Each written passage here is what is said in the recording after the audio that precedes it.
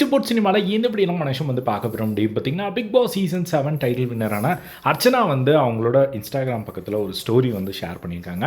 அந்த ஸ்டோரியில் வந்து பார்த்திங்கன்னா, அவங்க ஒரு முக்கியமான ஒரு விஷயத்தை வந்து இதுக்கு கண்டிப்பாக ஆக்ஷன் எடுத்தே ஆகணும், ஒரு ரூல் பாஸ் பண்ணியே ஆகணும் அப்படின்னு சொல்லி ஸ்ட்ராங்காக அவங்களோட ஒரு மெசேஜ் வந்து பதிவிட்டிருக்காங்க அப்படின்னு தான் சொல்லணும்.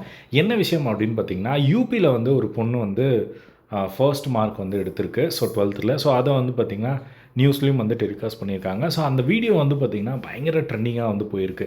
அந்த ட்ரெண்டிங்காக போனதுக்கான ஒரு காரணம் என்னவாக இருந்திருக்கு அப்படின்னு பார்த்திங்கன்னா, அவங்க சாதித்ததை விட அவங்களோட அப்பியரன்ஸை வச்சு வந்து பார்த்திங்கன்னா நிறைய ட்ரெண்டாக போயிருக்கு.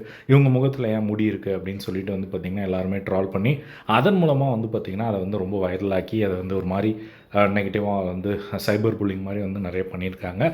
சோஷியல் மீடியாவில் அது அந்த ஒரு விஷயம் வந்து போயிருக்கு.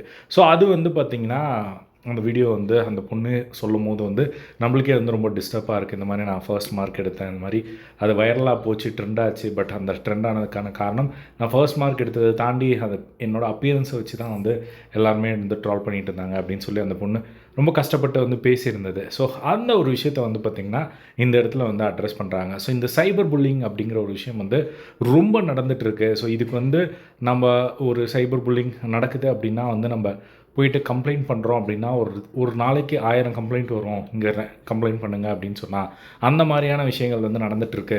பட் அதுக்கான ஒரு ஸ்ட்ராங்கான ஒரு ரூல் வந்து கொண்டு வரணும். ஸோ இதை வந்து கண்டிப்பாக ரொம்ப சீரியஸாக எடுத்துகிட்டு நம்ம ஒரு ரூல் பாஸ் பண்ணி ஆகணும் அப்படின்னு சொல்லி அதுக்காக ஒரு வாய்ஸ் ரைஸ் பண்ணியிருக்காங்க. ஸோ ஏன்னா வந்து இந்த இடத்துல வந்து ஒரு டேலண்ட்டை வந்து பார்க்காம அந்த இடத்துல வந்து அவங்க அப்பியரன்ஸை பார்த்து பேசுகிறத வந்து உண்மையிலே வந்து அதனால் ஏற்றுக்க முடியல அப்படின்னு சொல்லிட்டு வந்து பார்த்திங்கன்னா அவங்க ரொம்ப ஒரு ஆதங்கத்தோடு வந்து அந்த வீடியோ வந்து வெளியிட்டிருக்காங்க.